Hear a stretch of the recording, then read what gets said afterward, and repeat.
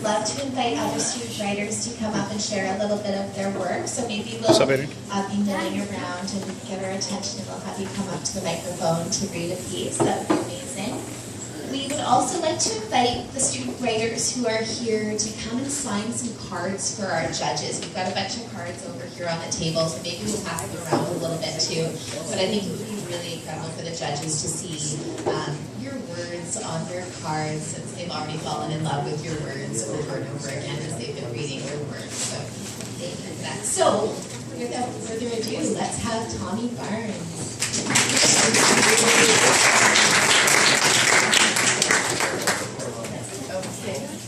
Yeah.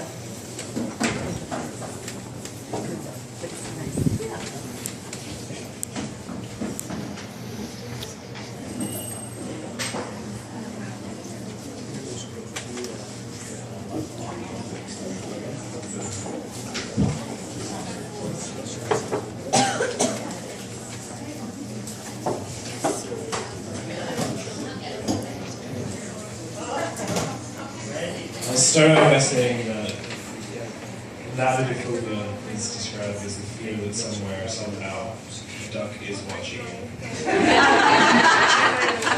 Yes, it is a thing. I could feel the duck's eyes burning into my skin. No matter where I was, I could not rid myself of the idea that somewhere, one of those devil creatures is looking at me.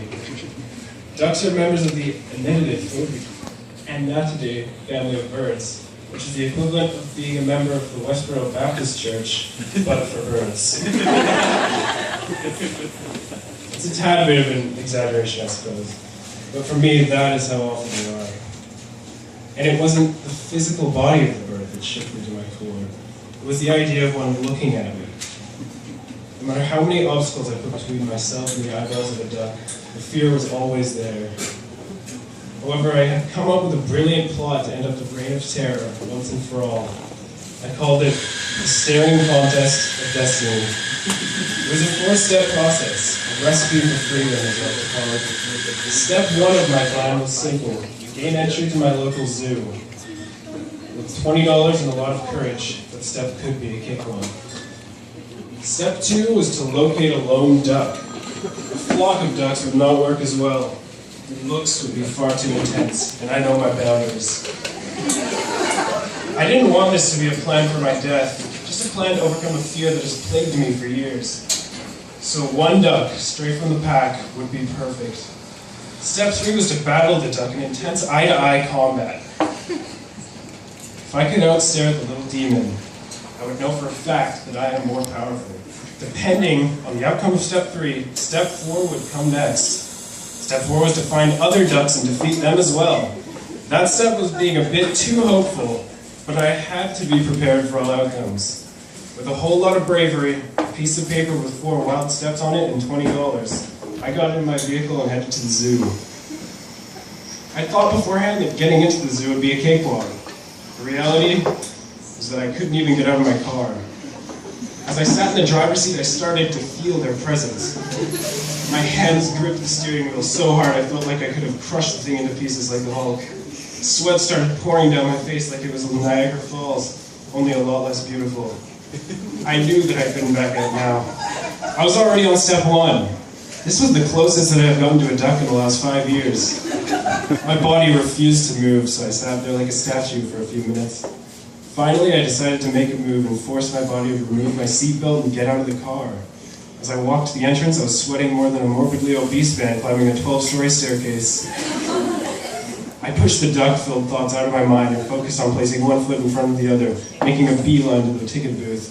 By the time I got to the booth, I looked like I had just run a marathon and then witnessed a murder at the finish line. The employee in the booth looked at me with either a worried or confused expression and asked if I was alright, to which I told him that I was quite alright. Without any other words or eye contact from both of us, I slid the money to him and he slid one ticket to me. I think he might have told me to enjoy the zoo, but I was so focused on Step 2 of my plan that I was in a totally different zone, separate from human interaction. So Step 1 was done, and I knew what was supposed to come next. As much as I would like to run back to my automobile and drive to the safety of my home, I knew that I couldn't, not now. It was time to go on a duck hunt. Ducks did not actually have their own exhibit at the zoo, but they were free to wander the grounds and terrify the visitors at will. So basically, I just had to wander until I crossed paths with one. I decided to start by walking around the cougar exhibit, which was a large one surrounded by people. People meant food, and I assumed those buggers would love to snatch a bit of popcorn up. I walked around the whole exhibit, wondering why I wasn't afraid of cougars instead. Just as I was about to move on to the lion cage, I heard something in the bushes behind me. For a few seconds, I just stood there, solidified by fear. The second that I heard that quack, my eyes went into code red and shut down with no intent of opening again. Sirens went off in my head.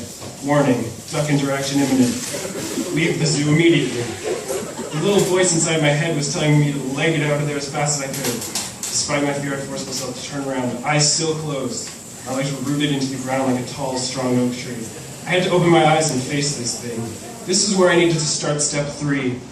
The temptation to run for my life was so intense that the sweating came on again. This time it was 3 times as worse. But I told myself no. This had to end right here. And now. I'm not letting these web-footed monsters control my life any longer. This would be for all the times I had to skip Christmas dinner at the local Chinese restaurant down the road because of what they were serving. This would be for the time that I ran and hid from a trick-or-treater at my door dressed as Daffy Duck. This would be for all the panic attacks I had while playing dodgeball when someone yelled, "Duck!" So much of my life had been lost, and I was not willing to lose any more of it. I was ready. I shot my eyes open to meet the gaze of the little bird right in front of me. Immediately I started shaking and sweating even more than I previously was. Fear shot all throughout my body. My eyes were trying to tear away from the duck's stare, but I forced them to focus in on this terrible creature. It was the most intense 10 seconds of my life, a defining moment for me. I felt like lasers were going to shoot out of our eyes, meet in between us, creating a huge explosion. As I started feeling stronger and stronger, I could sense the duck starting to weaken. His gaze was losing its intensity, while mine was just growing more intense.